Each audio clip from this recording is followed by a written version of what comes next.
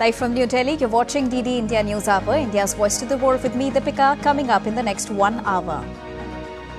India's Prime Minister Narendra Modi chairs Wildlife Board meet on World Wildlife Day, reiterates commitment to protect and preserve India's biodiversity.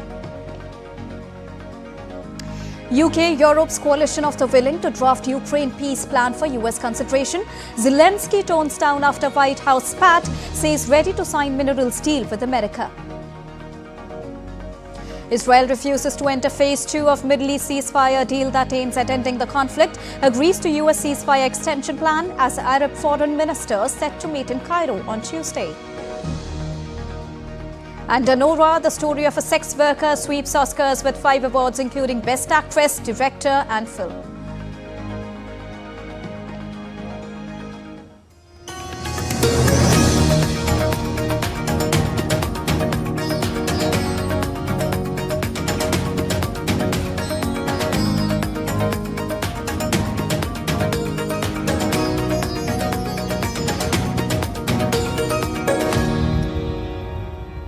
A very good afternoon to all our viewers joining us at this afternoon broadcast of DD India News Hour. To begin with the latest of this hour.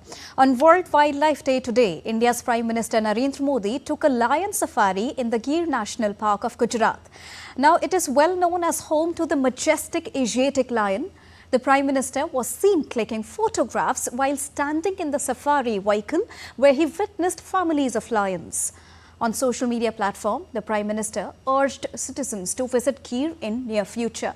He also said, and I quote him, "In the last many years, collective efforts have ensured that the population of Asiatic lions is rising steadily. Equally commendable is the role of tribal communities and women from surrounding areas in preserving the habitat of the Asiatic lion," unquote. Later, on the microblogging site X, Prime Minister Narendra Modi shared some of his clicks, saying, and I quote, "Lions and lionesses in Gir," as part of his visit. Now, to the Gir National Park, Prime Minister Narendra Modi also participated in the tree plantation activity at Singh Southern Campus in Gir. Prime Minister Narendra Modi also chaired the 7th meeting of the National Board for Wildlife at Sasan Gir, underscoring Prime Minister Narendra Modi's unwavering commitment to wildlife conservation. Further to this, Prime Minister also laid the foundation stone of the National Referral Centre at Junagadh. Now, this facility will serve as a crucial institute in monitoring and preventing diseases that pose a serious threat to the Asiatic lion. During his visit, Prime Minister also launched the 16th Asiatic Lion Census 2025, which is an initiative. And further, he also released a report on the population of river dolphins in India. He also announced the setting up of a Centre of Excellence in Coimbatore for human-wildlife conflict management. Prime Minister Narendra Modi flagged off patrolling bikes to be used by field staff for enhanced surveillance and protection of wildlife. He also interacted with the forest staff at Sasan Gir, recognizing their efforts and discussing ways to enhance on-ground conservation strategies. Moving on, India now under Prime Minister Narendra Modi's leadership leads in wildlife conservation. From 3,682 tigers to 675 Asiatic lions, India's efforts are setting global benchmarks. Community participation and key projects like Project Snow Leopard ensures a thriving ecosystem. DD India's Taposh Bhattacharya has more. Take a look.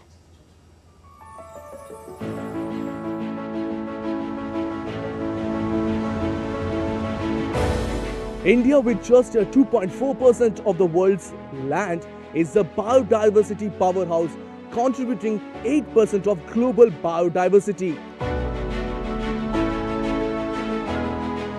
Rooted in a culture of conservation, India under Prime Minister Modi's leadership has achieved a remarkable milestone in protecting its wildlife.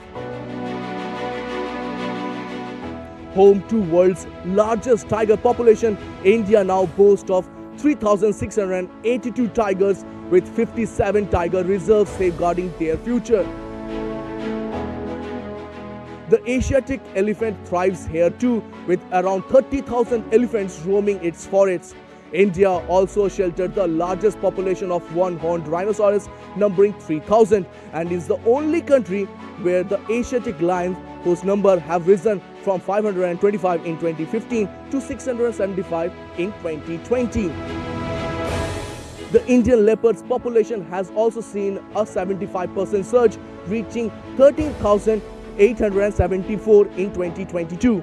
Even the reintroduction of cheetahs has been hailed as a conservation triumph.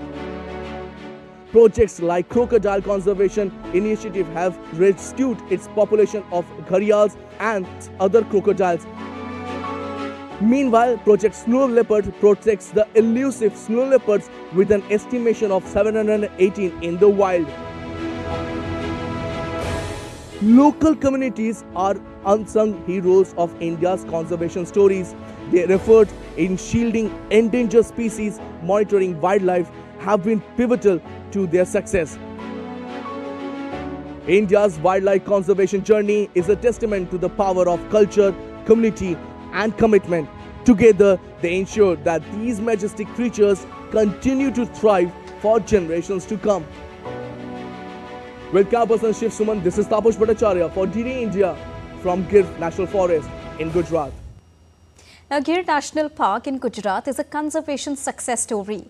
Once on the brink of extinction, the Asiatic lion population has now risen from just 20 in 1913 to over 674 now. DD India's Taposh has got more details from Ground Zero in its next report. Take a look. Deep in the heart of Gujarat lies a sanctuary like no other, the Gir National Park, the last refuge of the majestic Asiatic lions.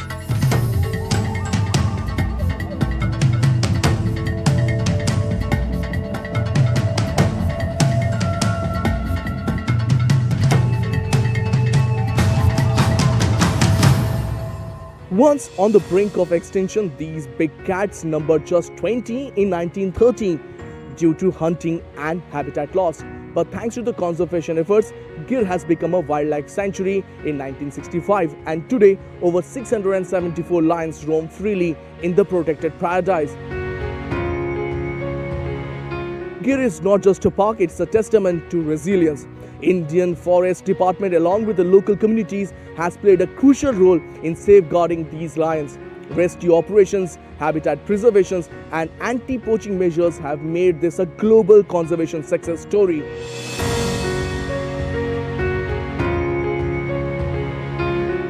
From dense forests to open grasslands, Gir is a thriving ecosystem, home to leopards, crocodiles and over 300 bird species.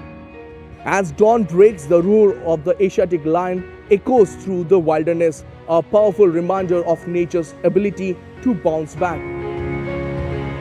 With camera person Shiv, this is Taposh Bhattacharya for DD India from Gir National Park in Gujarat. And now let's get you an expert's take as well, as I am now joined by Dr. Yadvindradev Vikram Singh Jhala, who's the senior scientist at Indian National Science Academy, National Centre for Biological Sciences. Good afternoon, sir. Thank you so much for joining us at this broadcast this afternoon.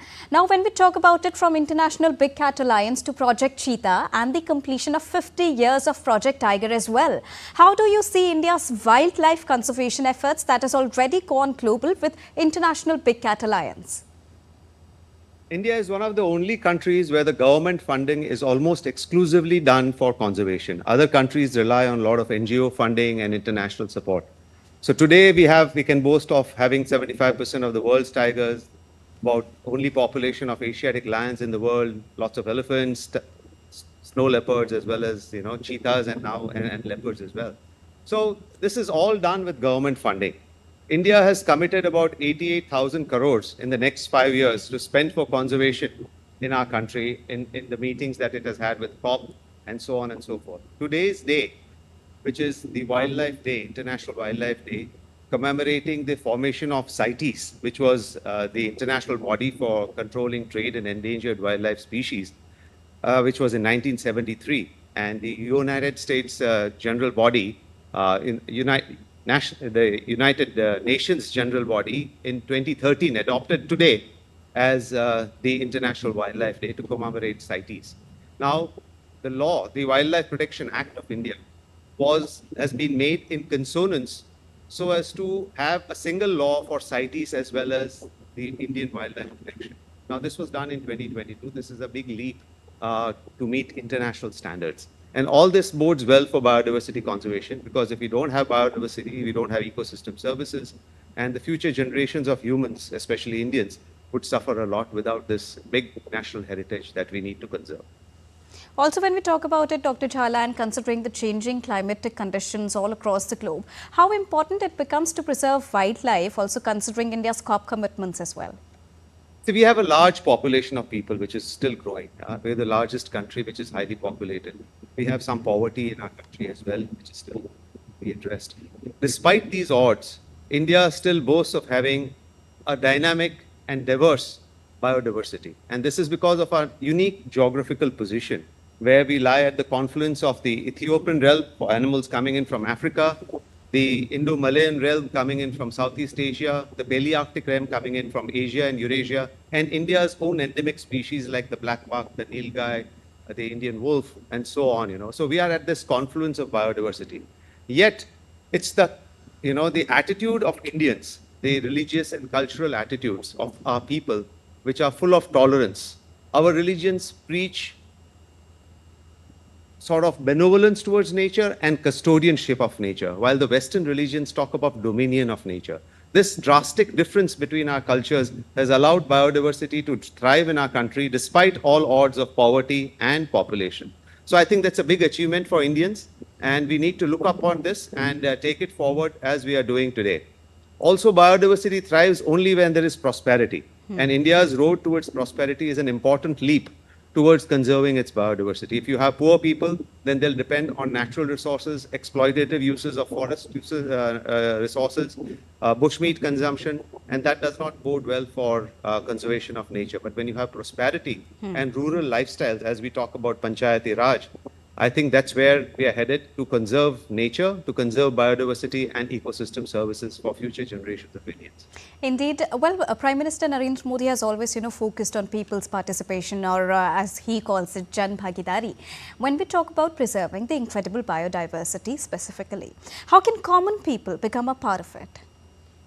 Common people are a part of it because, it's just the common people which are responsible for their tolerance towards having large carnivores living within them. If it was not for the common people, we would have lost our biodiversity long back.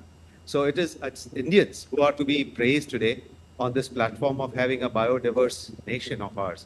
And I think you can contribute even more if we were to link biodiversity with economic prosperity. We have to make local people who bear the brunt of conservation, benefit from having diverse wildlife species in their midst, because, see, for example, the cheetah, which has been brought into India, the local communities need to benefit from them through ecotourism.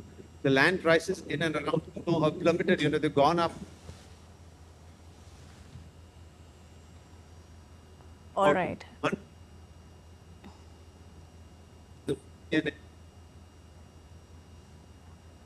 This needs to be promoted so that the limelight is not hogged by multinationals or by rich people, but the resources which are generated from them, the great receipts which are brought from national parks and tiger reserves, are shared with the local people, as is being done in Madhya Pradesh very efficiently. The tiger reserves, whatever money they make, it's 30% of it goes back to the local community. This is the way to win over local communities who actually bear the brunt of conservation. A very quick last question. It is about the National Board for Wildlife. Now it has 47 members, including the Chief of Army Staff as well, along with the NGOs, which again ensures a 360-degree involvement and approach of all important stakeholders. How can this further advance the dream of having a very rich biodiversity of India? Dr. Jhala. Most of our, the Forest Department, of course, is the primary body which takes care of managing and looking after and conserving biodiversity. But many of the other agencies, like the Army, the BSF, are in control of a lot of land in our country. And these areas which are under their control are biodiverse because the borderlands where there is very little human impacts thrive with biodiversity. And sensitizing them, bringing them on board and making them stakeholders in actually managing and conserving this biodiversity becomes a very, very important part. The NGOs play a cementing role. The government funding has its own restrictions. There are certain places where governments can't reach out because of certain norms and policies that one needs to follow. And in these, the NGOs can come in with their small amount of funding and act as a cement between the cracks to make sure that you have an entire whole of biodiversity conservation. This year, the United Nations has dedicated to funding biodiversity conservation, funding people who live along with biodiversity. And India has pledged several alliances like the Big Cat Alliance. Now, it all depends on how we fund the Big Cat Alliance in conserving species within India as well as outside. And I think our Prime Minister must have made a lot of commitments today in the meeting, and we look forward to having these commitments fulfilled in the years to come, where international, not only the national biodiversity benefits from India's prosperity. All right. Thank you so much, Dr. Y.V. Jhala, the senior scientist, for joining us and bringing us a rounded perspective on this important day. Thank you. Thank you so much. We are heading for a short break, but still to come on DD India News Hour. European countries ready to ramp up defense spending. Britain's privacy watchdog launches investigation into TikTok, Reddit and more. And up next, we'll get you visuals from Mermaid Convention that is enthralling the visitors.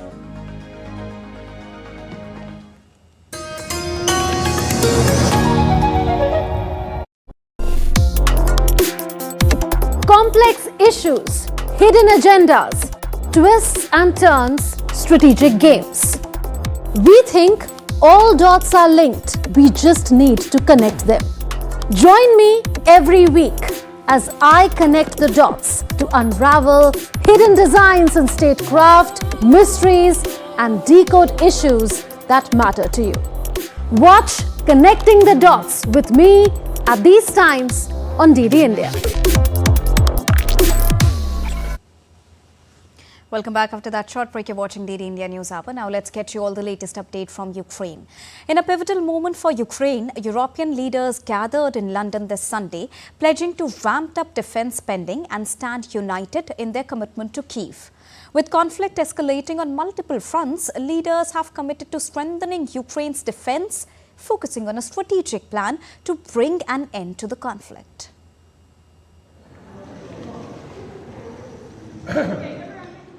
UK Prime Minister Keir Starmer, alongside French President Emmanuel Macron, proposed a partial one-month truce between Russia and Ukraine.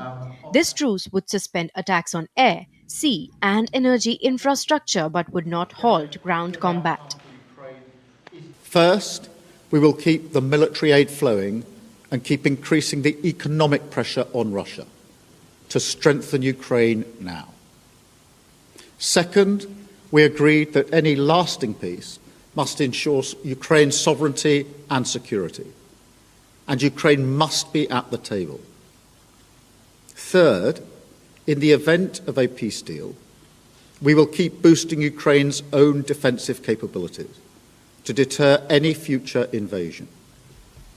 Fourth, we will go further to develop a coalition of the willing to defend a deal in Ukraine and to guarantee the peace. Starmer also announced an additional $2 billion of UK export finance to secure more than 5,000 air defense missiles for Ukraine. This summit comes just days after the US president's public confrontation with Zelensky, questioning Ukraine's willingness for peace, a move that raised questions about future American support for NATO.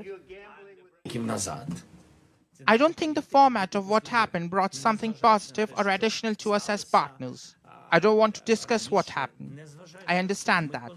I don't want to talk about why it happened. I only want to highlight why I also understand. I don't think we should continue building strong relationships in this format. I'm sure that this situation will pass and there are more important things ahead.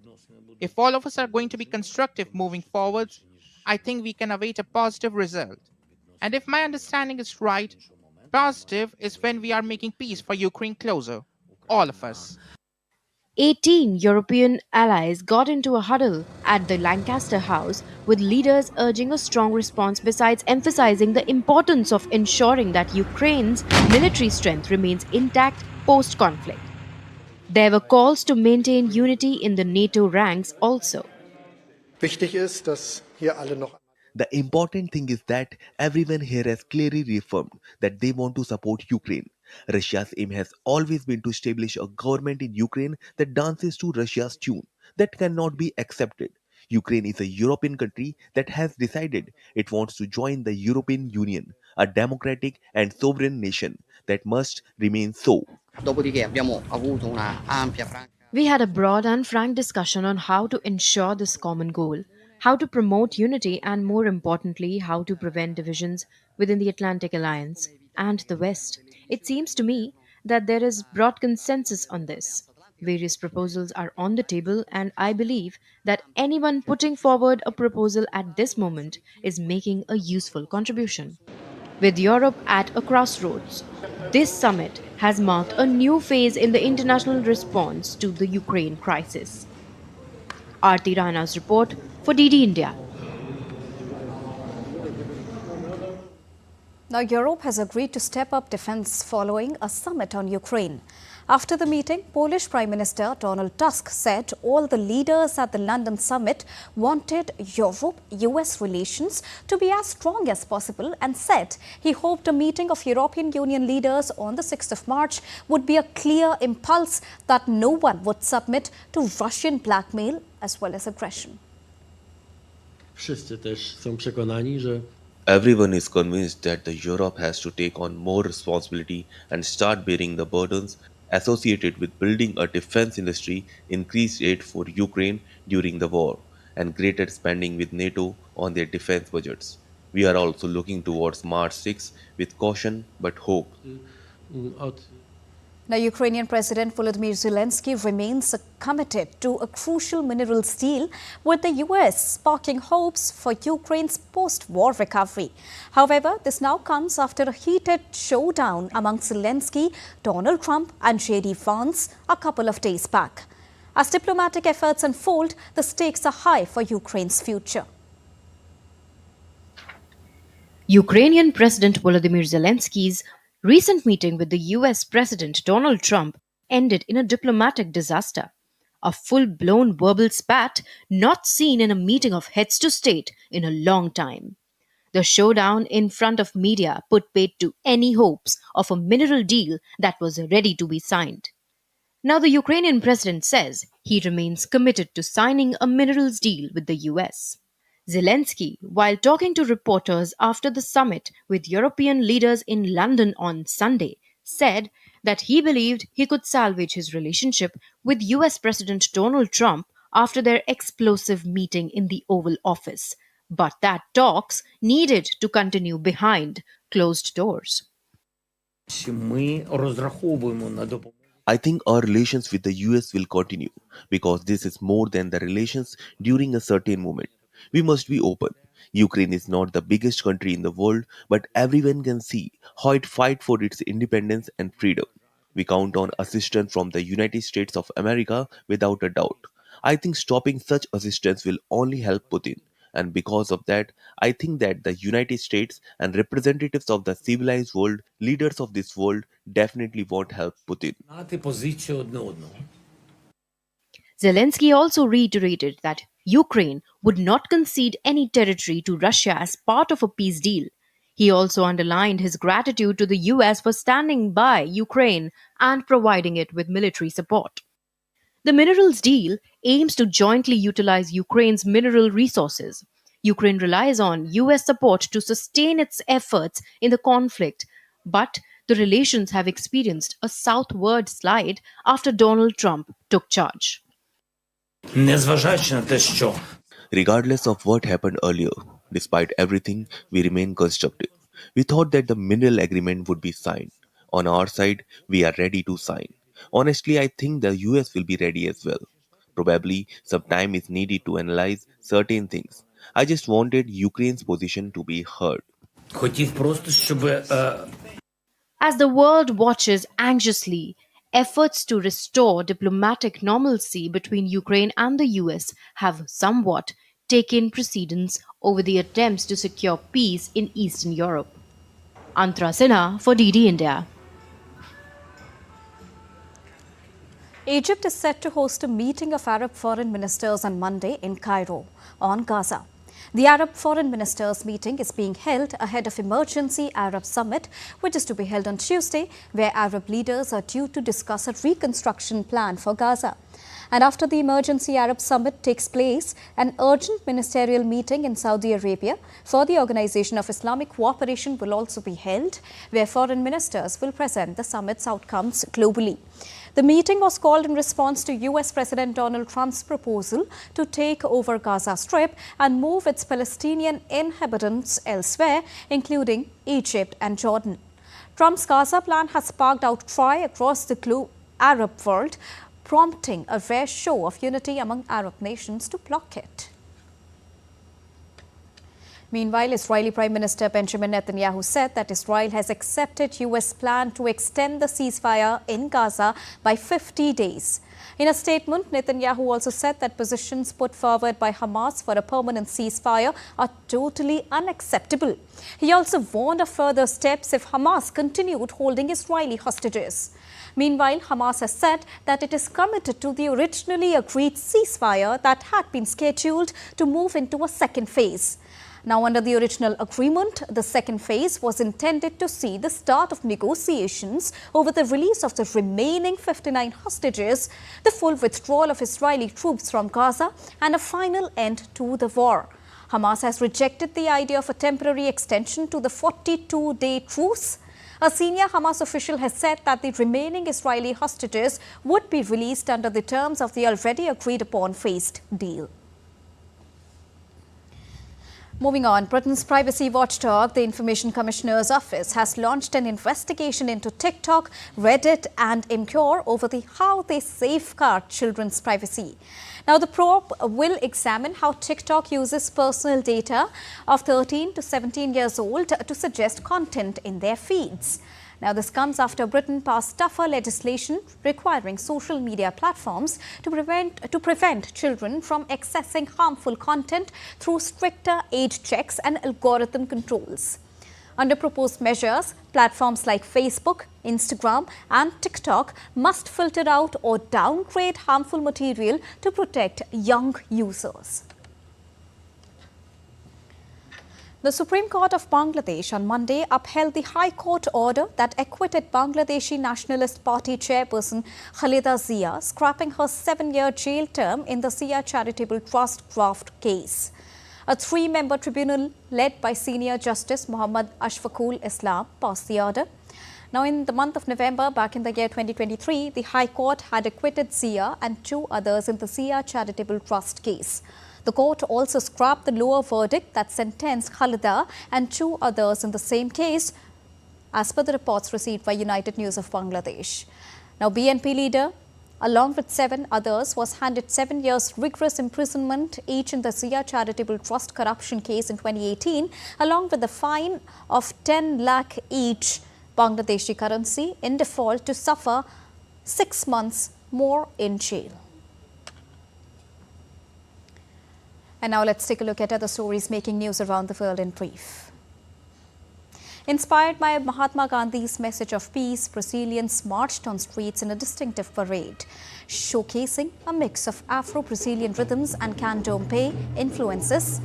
Sons of Gandhi parade witnessed participants in white and blue robes and turbans.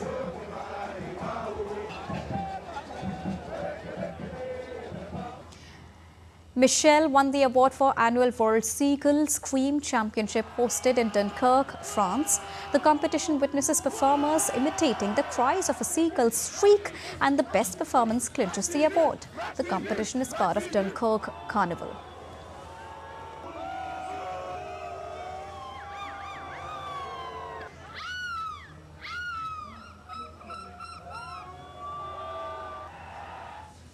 The annual mermaid convention, Mermagicon, witnessed participation of nearly 600 people on Saturday in Maryland of United States.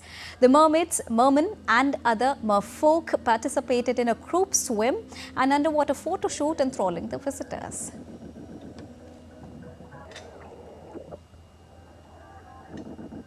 Time to take a short break, but still to come on DD India News Hour.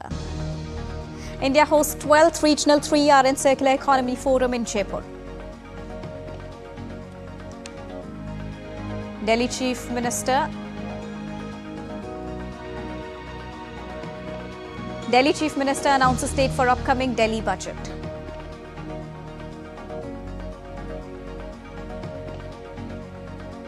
And up next, we'll get you a report of PETA's unconventional solution in introducing robotic elephants.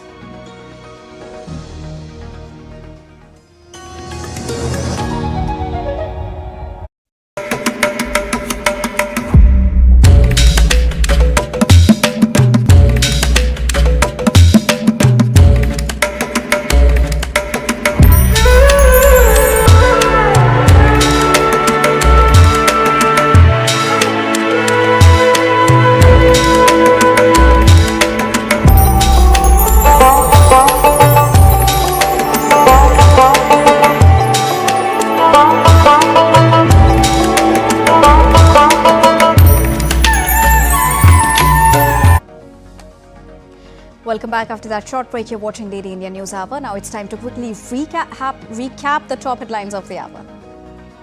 India's Prime Minister Narendra Modi chairs Wildlife Board meet on World Wildlife Day, reiterates commitment to protect and preserve India's biodiversity.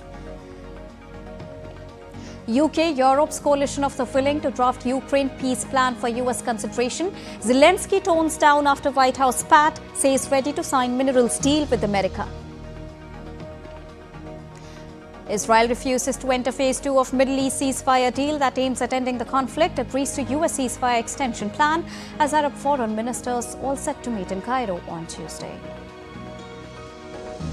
And Anora, the story of a sex worker, sweeps Oscars with 5 awards, including Best Actress, Director and Film. Belgium King Philippe's sister, Princess Astrid, is on an official visit to India from the 2nd till the 8th of March. Well, she's leading a delegation of 335 members and 180 companies. On Monday, India's Defence Minister Rajnath Singh met Princess Astrid and his counterpart Mr. Theo Franken in New Delhi. The leaders discussed issues related to the regional security and the possibility of defence engagements in the Indo-Pacific. India's External Affairs Minister Dr. S. Jaishankar also met Princess Astrid of Belgium. He expressed confidence that Princess Astrid's visit will foster greater collaborations for a stronger India-Belgium and India-European Union partnership. Earlier, India's External Affairs Minister met Belgium's Deputy Prime Minister and Foreign Minister Maxime Prevot at Hyderabad House in New Delhi. Highlighting strong ties, Dr. S. Jaishankar emphasized the potential for a more contemporary partnership focusing on semiconductors, AI, clean energy, research and innovation. Our relations, of course, have always been good. Belgium was one of the first European countries to establish an embassy in independent India. Today has the possibility of growing in a more contemporary format. We are discussing, semiconductors and AI and clean energy and research and innovation. Now, India's Communications Minister Jyotiraditya Scindia will represent India in the Mobile World Congress 2025 in Spain's Barcelona. The minister will also unveil the curtain raiser of India Mobile Congress 2025 and inaugurate the Bharat Pavilion at the MWC, which is one of the world's largest and most influential technology and telecommunications event starting from Monday.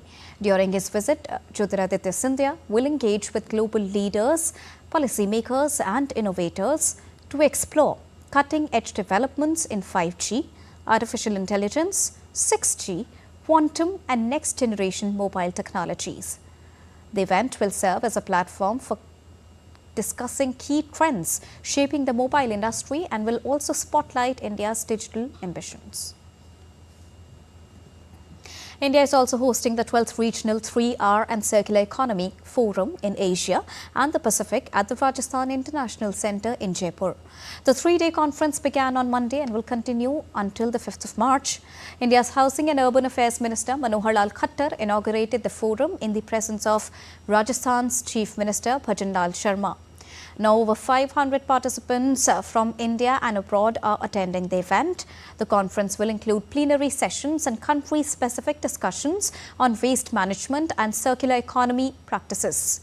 Highlighting the importance of the event, Rajasthan's Chief Minister Bhajan Lal Sharma said, "The biggest challenge we face is climate change and pollution, with its greatest impact seen in the Asia-Pacific region." Quote unquote.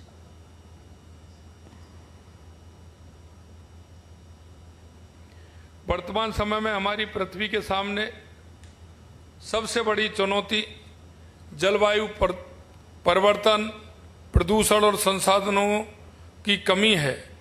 इन समस्याओं का समाधान करने के लिए हमें एक नवीन दृष्टिकोण अपनाने की आवश्यकता है। इस दृष्टिकोण को ध्यान में रखते हुए 3R सर्कुलर इकोनॉमी फोरम की स्थापना की गई है। India's Home Minister and Minister of Cooperation Amit Shah on Monday inaugurated the workshop on sustainability and circularity in dairy sector at New Delhi's Bharat Mandapam. The event focused on sustainable dairy farming and economic growth with environmental responsibility. Key highlights included Memorandum of Understanding signings for biogas plants across states, release of guidelines for eco-friendly dairy practices, and new financing initiatives under NDDB, NABARD, and other Sustain Plus project.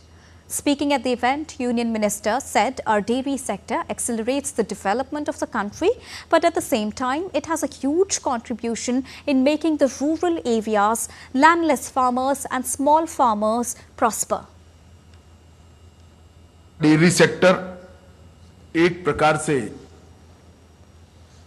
देश के विकास को तो गति देता ही देता है, परंतु ग्रामीण विकास और भूमिहीन किसान और छोटे किसानों को समृद्ध बनाने में भी इसकी बहुत बड़ा योगदान है। एक और तो ये हमारे देश के पोषण की भी चिंता करता है, देश को दुनिया में 1 नंबर का दूध उत्पादक भी बनाने में, गौरव दिलाने में इसका योगदान है। और कृषि के अलावे इतर इनकम जो किसान के लिए बहुत जरूरी है, इसके लिए डेयरी सेक्टर बहुत महत्वपूर्ण है। India's New Delhi Chief Minister Rekha Gupta on Monday announced that the budget for the national capital will be presented between the 24th and 26th of March. Addressing a press conference in the national capital, Delhi CM Rekha Gupta emphasized that the budget will be a Vikasit Delhi's budget, prioritizing Delhi's development. विकसित दिल्ली का budget 2025-26 जिसे हम 24 मार्च से 26 मार्च के बीच में प्रस्तुत करने की तैयारी कर रहे हैं, उसके विषय में है। ये बजट विकसित दिल्ली बजट है और इसमें जनता के प्रत्येक वर्ग के सुझाव शामिल हो। इस संकल्प पत्र में जो फोकस के क्षेत्रों में हमने महिलाओं को आर्थिक सहायता, स्वास्थ्य सेवा का विस्तार, सार्वजनिक परिवहन को बढ़ावा, प्रदूषण को कम करना, नौकरियां, शिक्षा की बेहतर व्यवस्था, गरीबों को सस्ती पौष्टिक भोजन, वरिष्ठ नागरिकों का कल्याण, यमुना नदी की सफाई, कल्याणकारी योजनाओं को जारी रखना जैसे महत्वपूर्ण विषय हमारे संकल्प पत्र में शामिल थे। और इसी दिशा में दिल्ली की जनता की प्राथमिकताओं का संज्ञान लेना और उसको लेते हुए बजट की रूपरेखा को तैयार करना इस समय हमारा ध्येय है। Now, Rekha Gupta-led Delhi government presented a crucial report on the city's health infrastructure and management in the Delhi Assembly session today. The report was prepared by the Comptroller and Auditor General of India. The report states that many health schemes of the previous Aam Aadmi Party government failed to give the expected results, due to which the general public had to face issues. During the discussions, Delhi's Health Minister Dr. Pankaj Kumar Singh accused the AAP government of a 700 crore rupee scam during COVID-19 pandemic. He also alleged widespread corruption in the health sector and vowed to hold those responsible accountable following the presentation of the Comptroller and Auditor General. Elephant processions are an integral part of religious festivals across India. But a series of elephant attacks have once again raised questions on animal cruelty and public safety. After the recent incidents, PETA India has come up with an unconventional solution, that is robotic elephants. DD India's Yash Chaturvedi brings us more. Take a look. Many festivals and religious rituals in the southern Indian states are incomplete without elephants. But the celebrations have often turned into a tale of disaster as the animal went berserk, resulting in tragic consequences. In the last 1 month alone, elephant attacks have claimed 5 lives and injured several others in Kerala. The latest incidents have reignited the debate on the ways to keep the festivities safe without diluting the sentiments. The answer to a complex religious riddle have been delivered by science, a robo-elephant. Made of fiberglass, rubber and iron frames, the mechanical elephant can move their ears and tails. Some models can even carry up to 4 people during processions. Animal rights activists argue that these robots align with religious traditions. Last year, one temple in Kerala introduced Raman, a robotic elephant. India is home to nearly 60% of the Asian elephant population, a species classified as endangered. With shrinking forests, human-elephant conflicts are rising. Official data shows 629 people were killed by elephants across India in 23-24, while 121 elephants died due to human-related causes. The project is still at developmental stage with many temples. Temple authorities and devotees are yet to form up plans to give up animals permanently and adopt the move to mechanical elephants. But the makers of another novel offer for those keen on an elephant at their weddings, models can be rented without the cumbersome permits required for a costly real one. Bureau Report, DD India. And now let's take a look at other stories making news around the country in brief. Assam's famous tea gardens spring to life with the first showers of the year. The northeastern state's tea has earned global reputation for its undisputed taste and aroma. With the estimated annual average production of about 630 to 700 million kilograms, the state has more than half of the country's total area under tea cultivation. Relief operations are ongoing at the Sri Sailam Left Bank Canal Tunnel in Kurnool district as rescue teams are working tirelessly to reach the trapped workers, expecting some information by Monday evening. A total of 8 workers have been trapped since the tunnel's roof collapsed on the 22nd of February. The Supreme Court of India has annulled Rule 6A of Madhya Pradesh's Judicial Services, Rules 1994, which bars sight-impaired candidates from selections in judicial exams. The court further scrapped the need to have 3 years of service or 70% marks in first attempt for such candidates.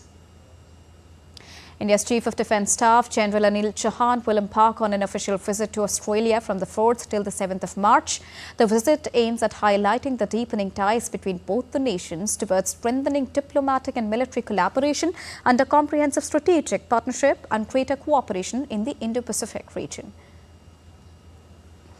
Time to take a short break, but still to come on DD India News Hour. As measured by Colombo Consumer Price Index, inflation decreases in Sri Lanka. In football, Barcelona beat Real Sociedad 4-0 to reclaim top spot in La Liga. And up next, we'll get you vibrant visuals from Rio de Janeiro's Carnival.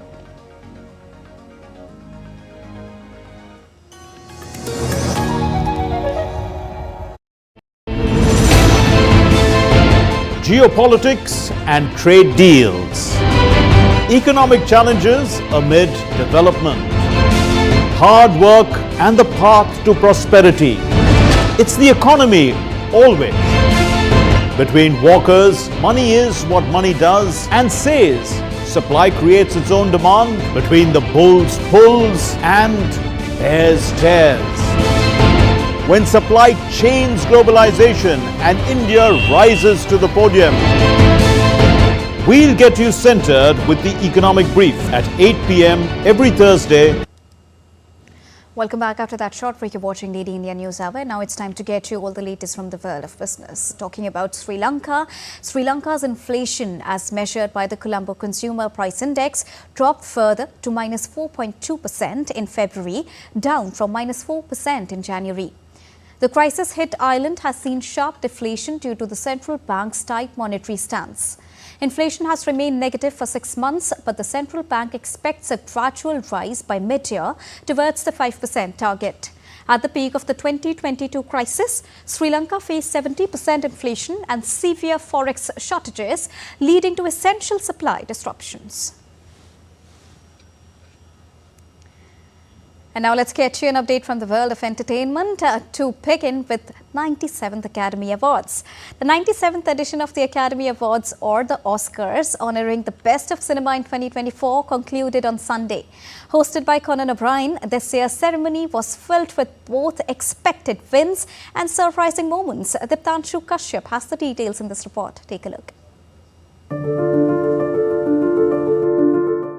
The sex worker drama Anora took home this year's Best Picture at the 97th Academy Awards held at the Dolby Theatre in Hollywood, Los Angeles. Other notable honors included Best Actress for Mikey Madison. The film's director, Sean Baker, earned 4 trophies, making him only the second person in history to achieve this feat since Walt Disney. Now, this included Best Picture, Best Director, Best Original Screenplay, and Best Film Editing. Anora also won Palme d'Or at the Cannes Film Festival, making it the 4th film ever to win the top honors at both prestigious ceremonies. The Brutalist, about a Holocaust survivor, took home 3 awards, including Best Actor for Adrian Brody, Best Cinematography for Lowell Crawley, and Best Original Score for Daniel Bloomberg. Brody won his 2nd Best Actor award following his 2002 victory for The Pianist. The Spanish-language musical thriller Emilia Paris won 2 Oscars, Best Supporting Actress for Zoe Saldana and Best Original Song for Elmore. The sci-fi epic Dune Part 2 and the fantasy film Wicked each earned 2 awards in the technical categories. Dune Part 2 won for Best Sound and Best Visual Effects, while Wicked claimed Best Costume and Best Production Design. In animation category, Flow won Best Animated Feature, making Latvia's first Academy Award, while In the Shadow of the Cypress won Best Animated Short. In the documentary categories, The Only Girl in the Orchestra took Best Documentary Short, while No Other Land won Best Documentary Feature. Other winners included Kieran Culkin for Best Supporting Actor for A Real Pain, Peter Strumhan for Best Adapted Screenplay for Conclave, and Brazil's Walter for Best International Feature Film for I Am Still Here. Maggie Smith, Gina Rowlands, Chris Christopherson, Gene Hackman, Terry Garr, and Donald Sutherland were among those honoured in the Memoriam segment, alongside David Lynch and James Earl Jones. The ceremony was hosted by comedian Conan O'Brien, who also paid tribute to the firefighters who risked their lives during the Los Angeles wildfires in January, calling them heroes. With inputs from Diptanshu Kashyap, DD India. You're watching DD India News Hour. Now it's time to get you all the latest from the world of sports, to begin with cricket first. India defeated New Zealand by 44 runs in their final Group A match on Sunday to set up a semi-final clash with Australia in the Champions Trophy. Chasing 250, New Zealand's strong batting lineup struggled against India's spin-heavy attack. Only Kane Williamson scored 81 runs, playing a well-calculated innings. Now, Captain Mitchell Santner also played some big shots, but he perished while trying to accelerate the run rate. Spinner Varun Chakravarti spearheaded India's bowling attack with a sensational 5-wicket haul. Earlier, Shreyas Iyer led a resilient knock under pressure with 79 runs as India put up 249 for the loss of just 9 wickets. The men in blue will look forward to the rematch of 2023 ODI World Cup finale against Australia, rooting for a different result this time. Kiwis, meanwhile, will take on South Africa in the second semi-finals on Wednesday. And the Indian crowd present at the Dubai International Cricket Stadium was super excited after the match as they look forward to the India versus Australia showdown in the semi-finals. We are very happy that India won. I believe it became a very tricky match when India started losing wickets, especially early on. But then I believe Shreyas Iyer and Hardik Pandya did very well with the bat. And then it became tricky when Williamson was batting. It felt like he might take away the game. But then Varun with the ball, like amazing performance. Absolutely loved it. Now we are looking forward to Australia. And Australia have announced young all-rounder Cooper Connolly as the replacement of injured Matthew Short ahead of their semi-final clash against India at the ongoing Champions Trophy. Well, Short injured his calf while fielding and appeared uncomfortable when batting for Australia before the match got abandoned due to rain. Connolly has played in 6 international matches for Australia, 3 of which were ODIs. The left-handed batter, who also bowls left-arm spin, will offer another spin bowling option to Australia. Now in 3 ODIs, Connolly has struck just 10 runs and is yet to take his maiden wicket for the national team. And to discuss more on this, I'm joined by DD India correspondent Narayan Singh. Narayan, when we talk about the much-awaited India versus Australia semi-final clash, there are bad memories as well. But India, with its current pace, a very good net run rate and the unbeatable performance they've shown so far at the Champions Trophy, are vouching for another glory. What do you think of India versus semi-final super clash? To talk about Indian team, this is the most balanced squad of all the teams that are participating in the ICC Champions Trophy. We have seen right from the match against Bangladesh and then Pakistan, but their real test was against the New Zealand, and the kind of performance they delivered in that match. In the previous 2 matches, in the first 2 matches, they won both the matches while chasing, but again, and defending a target of the 250 was a challenge for them. And it was, we can say that the way they overcame the Kiwis challenge, it was fantastic. They lost 3 early wickets, and it came to the middle order and down the order, and the way we saw our middle order batsman, really Akshar Patel came, and with him, the way Suresh Iyer stitched a fantastic partnership. So they showed that they have the talent, they have the caliber in a case in a odd day when our top order doesn't go well. They have the capability to rise to the occasion and score big for the team India. And down the order, there was concern about the form of the Hardik Pandya, and he also showed the fantastic cameo of the 45 runs. Definitely, the Indian team is more balanced team. And talking about this Australian team, they played their all matches in Pakistan.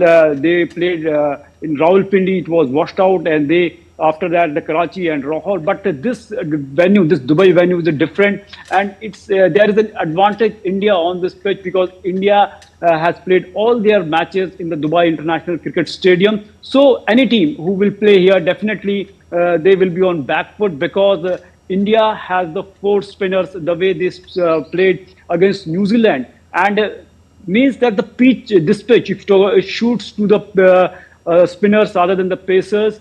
And if you talk about the Australia team, they have the spinners like Zampa, but they don't have the quality spinners like Varun Chakravarti, Ravindra Jadeja, Kuldeep Yadav and Akshar Patel. So definitely it will be we consider a Herculean task for Australia to beat this Indian team. And also this is a grudge match, as you mentioned that in the World Cup 2023 final, Australia defeated India. So definitely India will look to take a revenge against this mighty Australian team. But this is not the mighty Australian team because their frontline pacers, especially their captain, Pat Cummins is not there. Their world-class pace bowler, Mitchell Starc is not there. Mitchell Marsh is not there. And also their all-rounders, Marcus Stoinis has been retired. So a difficult task for the Australia on this Dubai wicket. Thanks, Narayan, for joining us and bringing us a quick analysis of the upcoming semi-final clash between India and Australia at the Champions Trophy.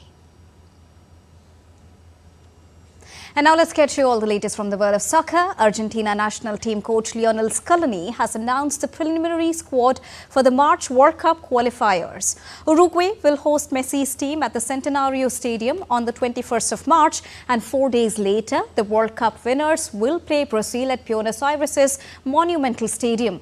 Lionel Scaloni has called up 33 players, which also includes the young upstart Claudio Echeverri, who played in the South American Under-20 Championships. Messi led Argentina lead the FIFA qualifier standings with 25 points after 12 matches.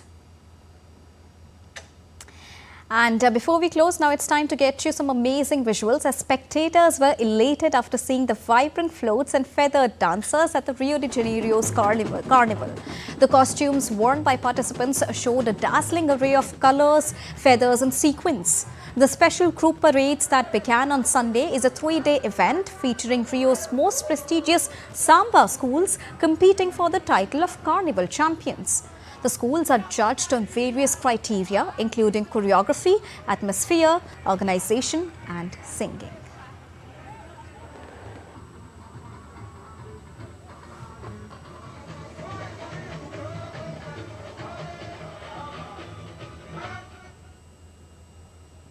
And that's all for this edition of DD India News Hour. But do let us know your thoughts on the news of the day. For those on the go, you can get all the latest news and updates from India and across the world on the DD India mobile app. The app is available on both Android and iOS platforms. Scan the QR code on the screen to download it right now. We'll be back with more news as it breaks here on DD India. I'm Deepika, and from all of us here in New Delhi, thank you so much for watching DD India News Hour. Namaskar.